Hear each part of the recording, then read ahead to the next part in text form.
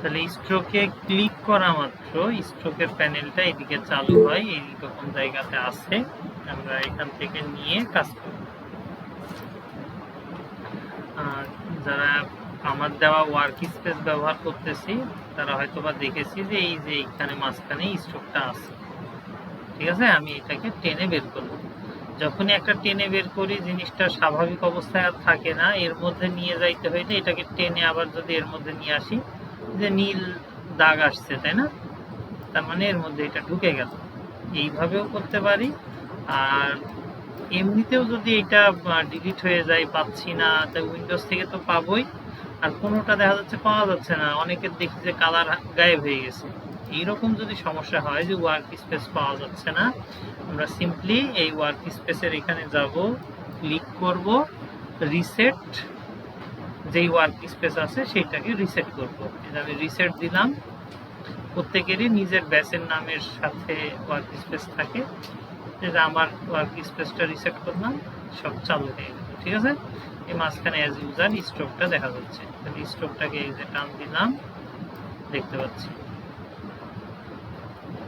বুঝাতে পারলাম? আচ্ছা, তাহলে স্ট্রোক জিনিসটা আমরা সিম্পলি আগে দেখি কি রকম কি, তারপরে আমরা অন্যদিকে যাই। যে কোনো একটা কালার ফিল দিয়ে তার স্ট্রোক মেনুকে যে ভিজিবল করলাম, এটাকে একটু মোটা করি।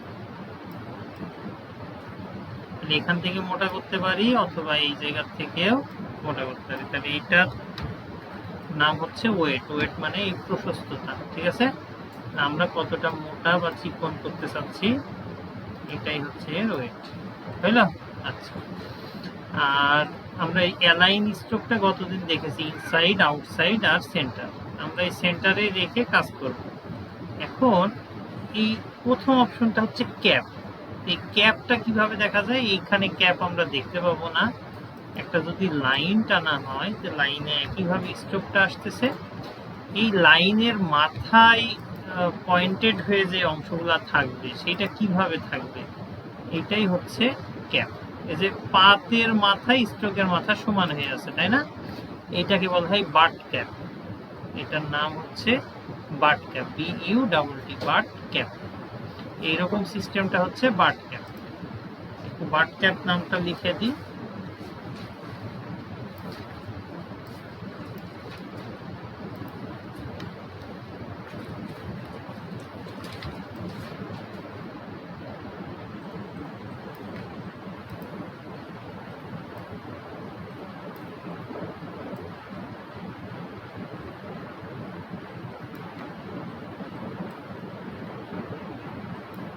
যে পাতের মাথায় যদি থাকে, এটার নাম হচ্ছে but cap, BUTT, but cap. তাহলে বাট ক্যাপ। বাট ক্যাপের পরেরটা যেটা, সেটার নাম হচ্ছে রাউন্ড ক্যাপ, ROUND। রাউন্ড ক্যাপে কি হয় একটু খেয়াল করি, এই যে পাতের মাথাটা এখানে, কিন্তু তার সামনে একটা প্রবর্ধিত অংশে গোলাকার, এটার নাম হচ্ছে রাউন্ড ক্যাপ, ঠিক আছে। একটু তাহলে লিখে নিই, রাউন্ড, ROUND, রাউন্ড মানে গোল। এটার ক্ষেত্রে একটু দেখি যে মাথাগুলা চার কোনা হয়ে আছে, তাই না, কোনাকার হয়ে আছে। যদি এরকম স্ট্রোকের মাথাগুলা কোনাকার হয়ে থাকে, তাহলে সেটার নাম projecting cap. Projecting cap, PROJECTING, projecting cap. এরপরে আছে কর্নার। এই স্ট্রোকগুলার কোনাটা কেমন দেখা যাবে, সেটাই হচ্ছে কর্নার। তো প্রথমটা হচ্ছে মিটার জয়েন্ট, তারপরে রাউন্ড জয়েন্ট, আর একটা হচ্ছে বেভেল জয়েন্ট। প্রথমটার নাম যে কর্নার, এটার নাম মিটার জয়েন্ট। এটার নাম এই যে একটু গোল করে হয়েছে, তাই এটার নাম রাউন্ড জয়েন্ট। আর যখন ক্রস করে হয়, সেটার নাম হয় বেভেল জয়েন্ট। তাহলে এইটার নাম একটু লিখে নিই, এই কোনা কোনা যেটা থাকে সেটার নাম miter joint, MITER, miter joint. তাহলে তিন রকমের ঘটনা পেলাম। একটার নাম হচ্ছে মিটার জয়েন্ট, যেটার কোনাগুলা কোনা ভাবেই থাকে স্ট্রোকের। একটা হচ্ছে রাউন্ড জয়েন্ট, যেটা স্ট্রোকের চারি সাইডের কর্নারটা গোলাকার করে দেয়। আরেকটা হচ্ছে বেভেল জয়েন, যেটা কোণাটাকে ক্রস আকারে কেটে দেয়। এই তিনটা, ঠিক আছে। স্ট্রোক কি হচ্ছে, স্ট্রোকের অ্যালাইনমেন্ট। স্ট্রোক যদি পাতের দুই পাশে সমানভাবে থাকে, স্ট্রোক যদি পাতের দুই পাশে সমানভাবে থাকে, তাহলে তাকে বলা হয় সেন্টার স্ট্রোক, তাই না? তো লিখে নি, স্ট্রোক যদি পাতের দুই পাশে সমানভাবে থাকে, তাহলে সেটার নাম হচ্ছে সেন্টার স্ট্রোক, ঠিক আছে। তারপরে স্ট্রোকটা যদি পাতের ভেতরে হয়, পুরাপুরি পাতের ভেতরে হয়, তাহলে inside, align stroke to inside. Inside মানে ভেতরের দিকে। অ্যালাইন টু স্ট্রোকের তৃতীয় অপশন হচ্ছে অ্যালাইন স্ট্রোক টু আউটসাইড। তার মানে কি, এই যে পাত, এই পাতের চারিপাশ দিয়ে যদি স্ট্রোকটা হয়, সেটার নাম হচ্ছে outside. Align stroke to outside, align stroke to outside. Stroke নিলাম, স্ট্রোকে যদি আমরা বলি যে ড্যাশ লাইনে ক্লিক করলাম, তাহলে এই যে ব্লক হইল, ঠিক আছে। এখন ব্লকের বিষয়টা এরকম, এই মাঝখানের এটা গ্যাপ, এগুলো হচ্ছে ড্যাশ, বুঝতে পারলাম। এই মাঝখানের ফাঁকাটা হচ্ছে গ্যাপ, এটা হচ্ছে ড্যাশ। তাহলে এই ড্যাশ যদি আমরা একটু সাইজ বড় করি, এই যে ড্যাশগুলো সাইজ বড় হচ্ছে, আকৃতি দেখতে পাচ্ছি কি, একটু বড় সাইজ হচ্ছে। আচ্ছা, এইটা হচ্ছে গ্যাপ। আমরা গ্যাপ যদি যে 1 পিটি দিয়েছি, খুব ছোট্ট গ্যাপ, যদি একটু করে বাড়াই গ্যাপ, তাহলে একটু দূরত্ব বাড়ছে। বিষয়টা কি বুঝাইতে পারলাম? এখন কথা হচ্ছে, এইটা দিয়ে আমাদের কাজ নাই, আমাদের কাজ হচ্ছে এগুলোকে গোল করে যদি প্রজেকশন করতে পারি, তাহলে বেশি সুন্দর হয়। তাহলে কিভাবে করব? এই ক্যাপ যেটা শিখলাম, রাউন্ড ক্যাপ, যদি আমরা রাউন্ড দিই, এগুলো কিন্তু গোল হবে। গোল হইলে ওইটা বড় বড় হয়েছে না, আমাদের করতে হবে কি, এই ড্যাশটা তাহলে পরিমাণ ছোট করতে হবে। তাহলে সাইজ ছোট করলে এক সময় গোল আকৃতি ধারণ করবে। আচ্ছা, এখন দ্বিতীয়ত, আপাতত কিন্তু এদিকে আর দেখতে পাচ্ছি না, তাই না? কারণ কি, আমরা দেখেছি যে যখনই রাউন্ড ক্যাপ বা প্রজেক্টিং ক্যাপ দিই, তখন পাতের মাথাতে একটা অতিরিক্ত প্রবর্ধিত অংশ হয়ে যায় না? এই প্রবর্ধিত অংশের জন্য এখানে কিন্তু আর জায়গা নাই। তা আমাদের যেটা করতে হবে কি, সেটা হচ্ছে এখানে গ্যাপটা একটু করে বাড়াইতে হবে, যেন আমরা মাঝখানে ফাঁকা জায়গা পাই, ঠিক আছে। এবার যদি ড্যাশের পরিমাণটা একটু করে কমাই, কি ব্যাপার, গ্যাপ থাকছে না কেন? কোনো কারণে এটা থাকতেছে না। যাই হোক, যে একটু হয়তো জিনিসটা বুঝতে পারছি, আমারটাই কেন থাকছে না জানি না। এই যে বৃত্তাকার কিন্তু গঠন চলে এসেছে, ঠিক আছে। তাহলে এইরকম জিনিসগুলা যদি আমরা ব্যবহার করি, মেবি পেন টুলে এখন এই সিস্টেমটাই নিলাম।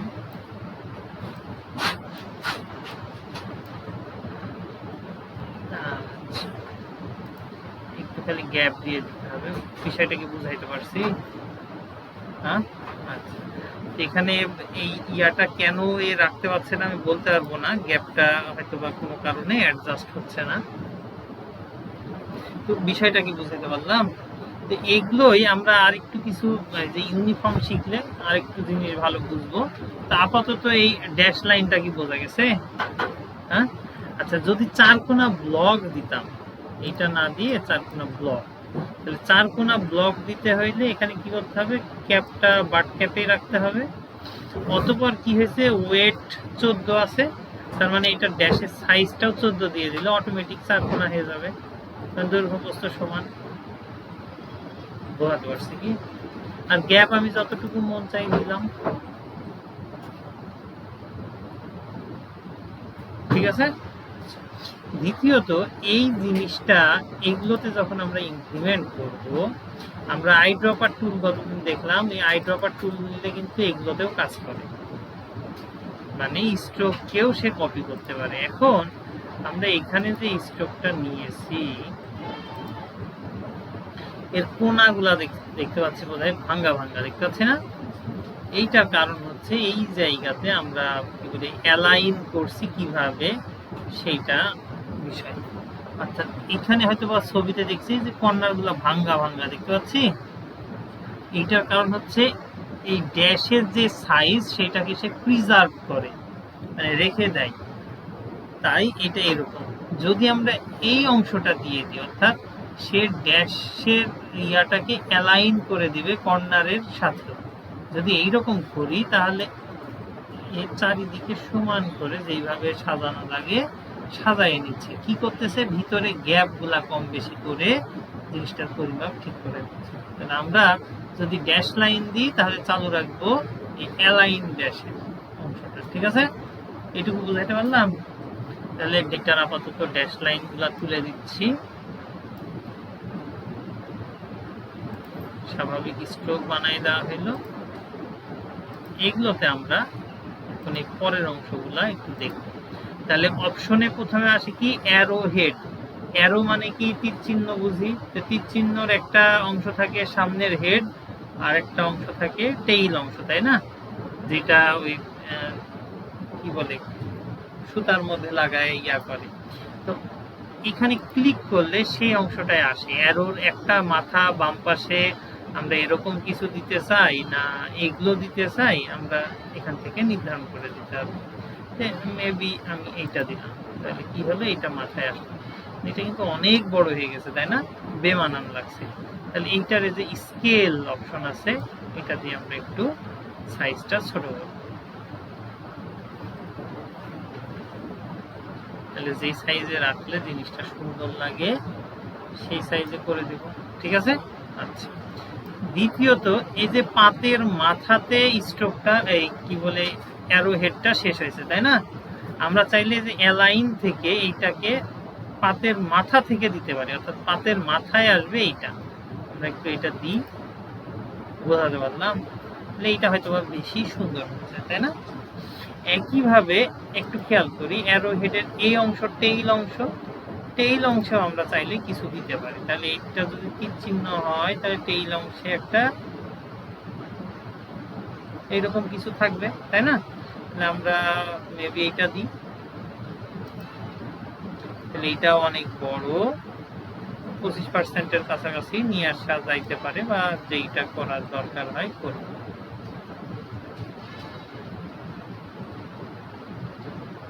এটুকু বোঝাইতে পারলাম কি।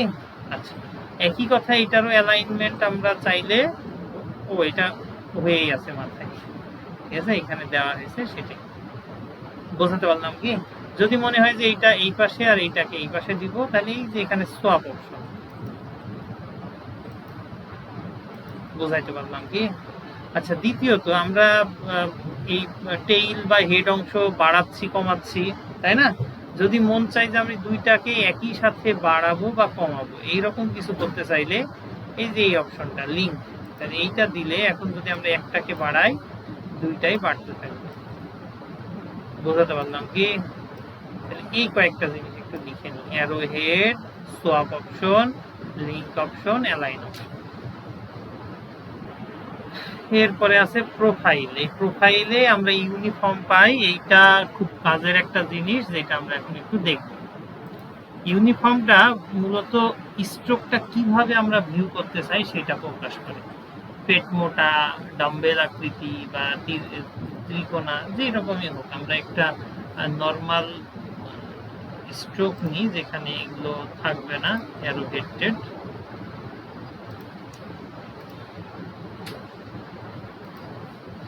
স্বাভাবিক এই স্ট্রোকে এখন যদি আমরা ইউনিফর্ম হিসেবে পেট মোটা ভাব দিই, পেট মোটা দুই পাশে সুসার, একই কথা এইটাতেও যদি ওরকম দিই,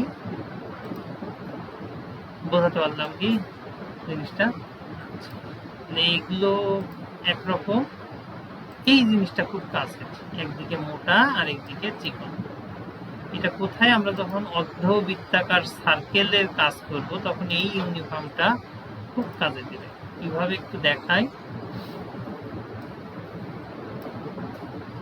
যেহেতু জেনেরিক কাজগুলোতে সার্কেলের অনেক বেশি ব্যবহার আছে তাই এটা দেখাচ্ছি। এইখানে কিছু টুল আছে, তার মধ্যে একটা হচ্ছে সিজার টুল। সিজার মানে কাঁচি। তাহলে আমি এই যে এখানে একটা যদি ক্লিক করি, এই জায়গায় যদি একটা ক্লিক করি, অটোমেটিক এই জায়গাটা কাঁচি দিয়ে কেটে দেয়। তো আমরা এই অংশটুকু এখন ডিলিট করলে এটা থাকলো। এখন এইটাকে আমি সেম স্ট্রোক দিতে চাচ্ছি, তাহলে এটাকে 10-12 স্ট্রোক দিই। 14 দেওয়া ছিল আগের গুলাই। ও সরি, এটা সিলেক্টেড নাই, আগে সিলেক্টেড। এটা ত্রিকোণ গঠন দিলাম।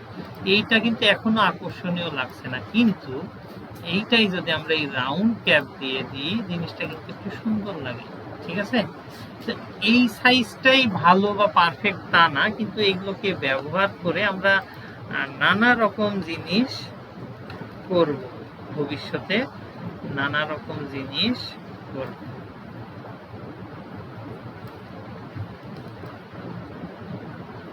বিষয়গুলো কি বোঝা যাচ্ছে? অনেক রকম কিছু ভেরিয়েশন এর মধ্যে তৈরি হতেও পারে আমাদের, যখন প্রয়োজন হবে ইনশাল্লাহ ব্যবহার। এটা বোঝা গেছে? আচ্ছা, এখন আমরা যেটা করতেছি, এইটাকে এইদিকে মোটা এইদিকে চিকন, আমাদের যদি উল্টা করা লাগে, এই যে এখানে রিফ্লেক্ট অপশন আছে, ফ্লিপ করলে এই যে বিপরীত দিক হয়ে গেল। ঠিক আছে, আচ্ছা, এই পাতের উপর বা নিচে যদি কোনো কিছু থাকে, যেমন এইটা পাতের উপরে হয়, এই যে উপরে, ঠিক আছে, তাহলে এইটাকে এখন উপর নিচ করতে চাইলে এইটাই ক্লিক করব, পাতের নিচে নেমে আসবে। দেখতে পাচ্ছি কি, পাত নিচে স্ট্রোক, পাত উপরে স্ট্রোক। ঠিক আছে, বোঝাতে পারলাম?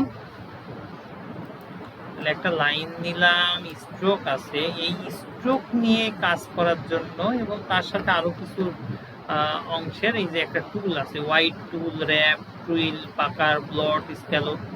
তো তার মধ্যে হোয়াইট টুল যেটা, এইটা মূলত স্ট্রোকের উপরে সরাসরি কাজ করে। অর্থাৎ আমরা এখন এইটাকে ধরে যদি এদিকে টান দিয়ে একটু খেয়াল